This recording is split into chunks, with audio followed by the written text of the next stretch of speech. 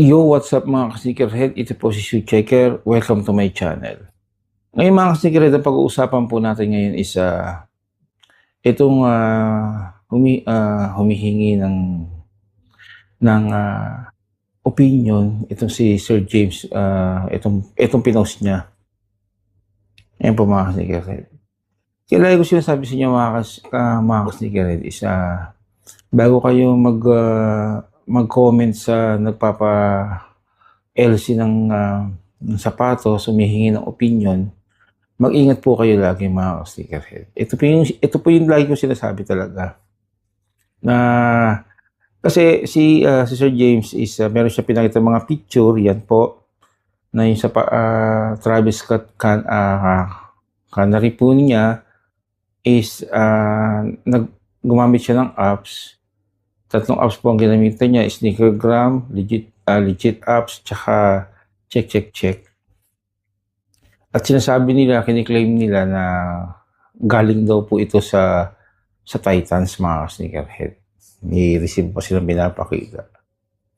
Kasi mga sneakerhead, ang una niyang pinost dito, napansin ko, is una binibenta niya to.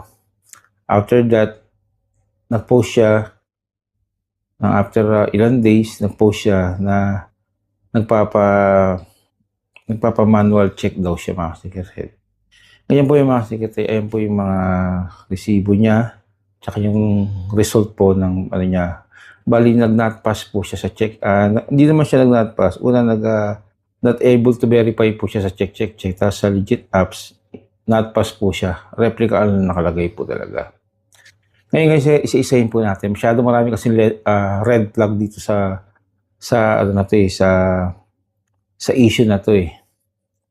Unang-una kasi mga sneakerhead is tinanong ko sa kanila, nung nakita ko to, inLC ko. Nang inLC po not pass po ito talaga. Nag-not pass po siya sa apps. Kasi ang tanong ko dito kagad kay Sir is, nung message ako sa kanya, bakit hindi niya kagad sinuli? Hindi ko alam kung siya ba may-ari nito o nabili niya na to. Kasi sabi niya, willing naman daw yung may-ari. Unang-una kasi dapat Sir James is hindi ka dapat nagde-depend ng sapatos na to kung talagang hindi yan sa'yo. 'Di ba? Number 1 yon. Dapat yan on the spot, sinuli mo na kagad. Kasi sumablay siya sa gumamit ka ng 3 apps. Ang dalawa doon is sumablay siya. Una is not verify siya sa check at doon sa legit apps is sumablay po siya. Replica po ang nakalagay. Pangalawa po, tinanong ko kayo bakit lahat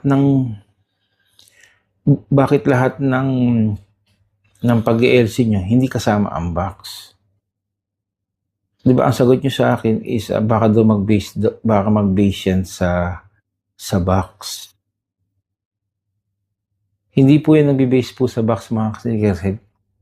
Kasi unang-unang kiniklaim nyo na brand nyo yan. Pinakita nyo pa yung price. Nagaling pa yan sa Titans. Diba? Dapat kasama yan. Kasi hindi nyo sinama. Kasi po mga sneakerhead, kahit naman po yan replica, nakalagay din naman po yan doon sa maiko-comment ng check. Pero kadalasan po yan mga sneakerhead is meron man yan o walang box. Kung pass yan, talagang pass yan kahit without box pa po yan mga sneakerhead or with box pa po yan. Diba? Kasi ganun yung napansin ko dito sa mga diba, nagko-comment ako dito. In fairness, madali naman kausap si Sir James eh. Diba, nagko-comment ako dito at the same time po, ayun sa Get Nice pala, yan. Yung isa sa nagpass siya. Diba, pero sa siya is replica siya sa legit check. Tapos sa check apps po mga ka-sneakerhead is not verify siya. Tapos nung inLC ko is not pass po siya mga sneakerhead. Pangatlo po mga sneakerhead is ang isa pang red flag dito is kung talagang galing sa Titans yan, pwede mo namang isoli yan eh. Pumunta ka sana sa Titans, nakalagay naman sa resibo kung saang branch ng Titans yan o pwede mong itawag yan. Okay, pumunta ka mismo doon sa Titans, is ipahawak mo sa kanila yan. Diba? Ganyan ang gagawin mo kagad. On the spot yan. Diba? Para mahuli mo talaga kung nagsasabi na to sa'yo o hindi. Ba, gumamit ka ng 3 apps. Diba? Sa 3 apps na yan, sa 2, hindi na siya pumasa. Red flag na kagad yun. Kung gusto pa ma-double check, punta ka mismo kagad sa Titans. I-verify ng Titans yan kung totoo yan. Ganun lang po kasimple yan. Di ba, hahamunin mo ngayon yung reseller, sasabihin mo sa kanya, pinadala ko to, ito na yun ng Titans, singilin mo rin siya ng ginamit mo ng pang-taxi doon, pang-pair mo doon sa, ang gamit mo doon, di ba, mga sneakerhead. Ganyan lang po kadali yan, mga sneakerhead. Di ba? Kasi ito yung lagi ko sinasabi sa inyo, mga sneakerhead, na lagi kayong mag-iingat. Di ba, pinost ko na, mag-message ako sa inyo. Ngayon, ang ginawa mo naman, is pinost mo naman ngayon sa Jordan brand. Only, di ba? Ang pinaka-red flag kasi talaga dito is nagtataka ako. Nung pinost mo sa Jordan na sa Jordan brand site to, hindi mo na ngayon sinama yung mga result. At hindi mo rin sinasabi sa kanila na ang original na not verify niya ng NLC uli natin is not passed na. At hindi mo na rin sinama ngayon yung mga claim nyo na resibo ng galing ng Titans at galing sa yung galing sa internet at yung result po, di ba? Hindi mo na ngayon isinama ngayon yan. Ayun ngayon yung ngayon, may nag-comment kasi dito nga pala, sa mga nag-comment na sinasabi is parang paninira sa check apps na sinasabi hindi daw consistent. Paano hindi naging consistent po ang check apps? Unang-una po, ginagamit po yan ng mga sikat, hindi lang po sa Pilipinas at kahit sa Amerika po. Ang unang gumagamit po niya mga sneakerhead is kahit tignan nyo, Pimkicks, Aftermath, lalo na po ang Flip Phenomena. Marami na po akong ginawang vlog niya na pinapakita ko sa inyo na ginagamit yan ng Flip Phenomena. Ngayon, sir, kung sasabihin mo sa akin na hindi yan consistent, parang sinabi mo na rin na hindi rin consistent lahat ng ini-LC na ngayon ng check. Alam niyo ba, tapos sa Amerika naman, di ba? Gamit yan ng culture kicks. Pinopromote pa nga nila, di ba? Tsaka sasabihin ko sa inyo, sir, higit po 2 milyon mahigit na po ang na-LC ng check apps. Ni isa doon wala po nagreklamo. Wala po nag-claim na sinasabi nila na hindi daw totoo yung check apps. Ba? Hindi porket hindi gumana sa'yo, sasabihin mo na ngayon na hindi yan consistent. Di ba tinatanong kita kung anong ginawa mo sa sapatos? Pwede mo naman ipa-LC uli yan sa akin, di ba? Yun lang yun, sir. Parang sinasabi mo na lumalabas sa claim mo na tama ang get apps at ang check hindi.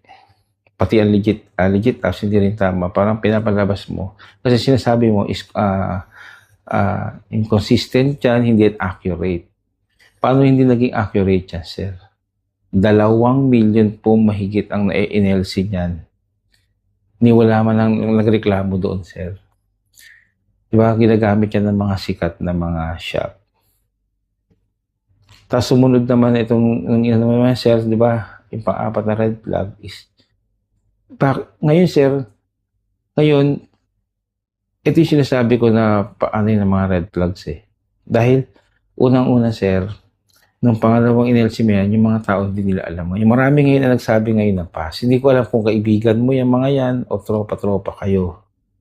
Di ba? Kasi once na may nagsabi sa inyo na not pass yan, inaaway nyo. Pero pag sinabi mo na Pag nag-comment is pass, pinapasalamatan nyo, di ba? Unang-una sir, paano mo masasabing nagpapa-manual check ka? Nagbe-base lang din sila sa picture. Kung ano yung sinubmit mong picture dun sa mga apps, ganun din ang sinubmit mo. Hindi nga nila nahahawakan yan. Paano mo masasabing nagpapa-manual check ka? Di ba? Ito yung sinasabi ko sa inyo mga ka-sneakerhead eh. Wag kayong basta-basta magsasabi ng pass or not pass sa mga nagpapa-LC sa group. Lalo na pag hindi ko kayo mga sigurado. Di ba? Di parang lumalabas, mas magaling pa kayo dun sa apps. Mas magaling pa pala kayo dun sa mga gumagamit yan ng mga sikat na mga shop. Di ba? Bakit hindi nyo nilang binigyan ng advice yung tao na isoli mo yan, sir? Mag-refund ka. Di ba? Nung tinanong ko bakit hindi nyo bakit walang box, sumagot kagad yung isa. Di ba halatang-halata magkakaibigan kayo? Para sa akin talaga, ganyan yung mga nagtatry na mang-scam na mga sapatos. Ginagamit ninyo yung group para lang kasi ganito yung mga sneakerhead, kaya nila ginagamit niya. Kung sakali umuo ka dyan, or ikaw ang bibili, ipapakita nila yan sa iyo eh. Na pina-LC namin yan sa ganito, maraming sabi, pass yan. Pass yan, okay yan, okay yan. Ngayon naman, pag binili mo yan, at naniwala ka, at pina-LC mo yan, at may nagsabi ngayon na not pass yan, problema mo ngayon yan kung paano may susoli sa kanila yan. Diyan ka na ngayon magkakaproblema. Yung pagbabalik ng pera. Mga ka-sneakerhead, like ko sinasabi sa inyo mga ka-sneakerhead, mag-ingat kayo.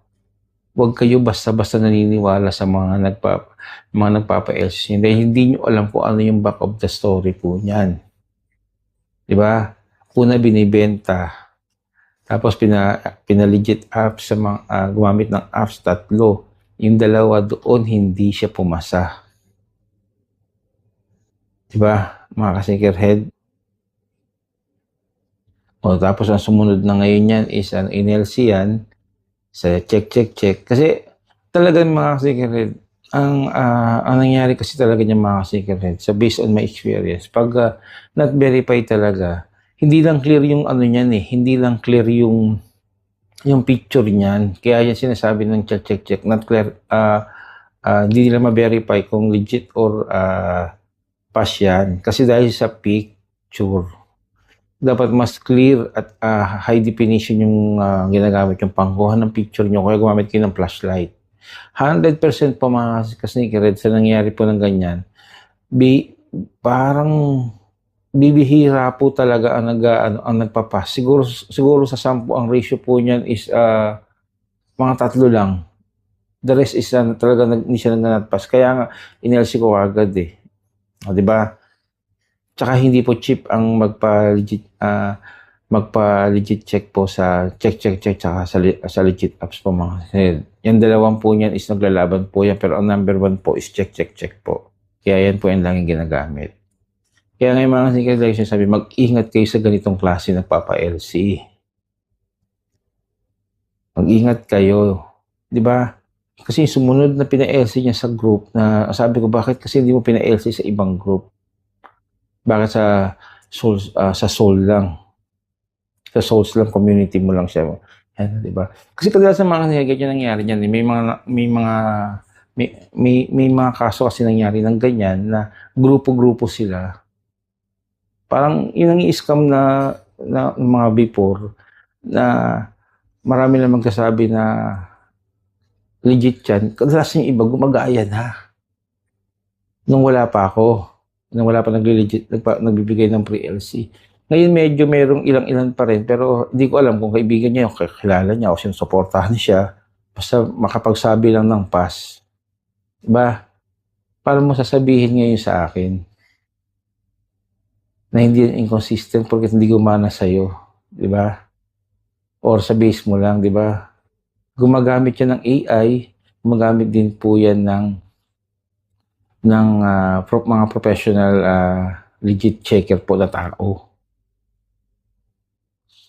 Kaya po mga sneaker, kaya lagi sinasabi siya, mag-ingat po kayo. At 2,000,000 na po ang inelsi ng check. For your information po. At hindi po siya mura at gamit po siya ng mga malalaking reseller sa ating bansa po at sa ibang bansa rin po. Mga sikat pa sila. Kaya actually, lagi ko sinasabi sa inyo, bago kayo mag-comment, alamin nyo muna. Kung hindi kayo sigurado sa sapatos, huwag kasi nakakasira kayo ng tao dyan. Para lumalabas, isa rin kayo sa mga scammer. Kasi umuo kayo doon sa ini-LC niya na kahit na hindi yan pass. Ngayon, pag nakapang-biktima yan at may bumili niyan, hindi nyo naman aakuin yan mga sneakerheads eh. Kawawa lang yung mga makakabili niyan. Sigurado yan eh, pag may siya, takbuhan na kayo niyan. Diba? Hindi na kayo magpapakita niyan eh. Ganyan ang reality po niyan mga ka-sneakerhead. Kaya sila yung sinasabi sa inyo, mag-iingat kayo sa mga nagpapa-LC ng ganyan. Hindi nyo alam kasi kung ano talaga ang totoong storya niyan. Yung canary po niyan, hindi po yan totoo na may issue yan. For your information po, mastered po yan ng check po. Ay ng ng Nike. Kasi limited edition po yan by Travis Scott po yan. Marami pong lumalabas na peki niyan, ganyan. Diba? Ang dami niyan. Yan ang number 1 na pinipeki po niyan. Sa experience ko niyan, around po ng mga ini-LC niyan, nagpapa-LC sa akin yan is, kadalasan po yung karamihan dyan is not path. Hindi po yan na may issue sinasabing ganyan dahil hindi yan ma-detect ng apps. Kalokohan po yan. Hindi po yan na kung anong sapatos lang. Yan, limited edition po yan. Mastered created po yan. Kaya hindi po yan totoo na may issue yan. Ang issue lang niyan, yung bumibili niya na alam nilang peke, sasabihin nila may issue yan. Hindi po yan totoo mga ka-sneakerhead. Nagbigay na ng statement ng Nike dyan. Paano mo masasabing may issue yan? Limited lang yan. Hindi yan mass production po. Hindi yan mass release. Pinipilahan yan dahil talagang collector's edition po yan. Kaya mga sneakerhead, lagi sinasabi siya, mag-ingat po kayo. At lagi ko sinasabi sa inyo na lagi po kayo magpapa-legit check para hindi po kayo basta-basta naloloko. Hanggang sa muli po, paalam po.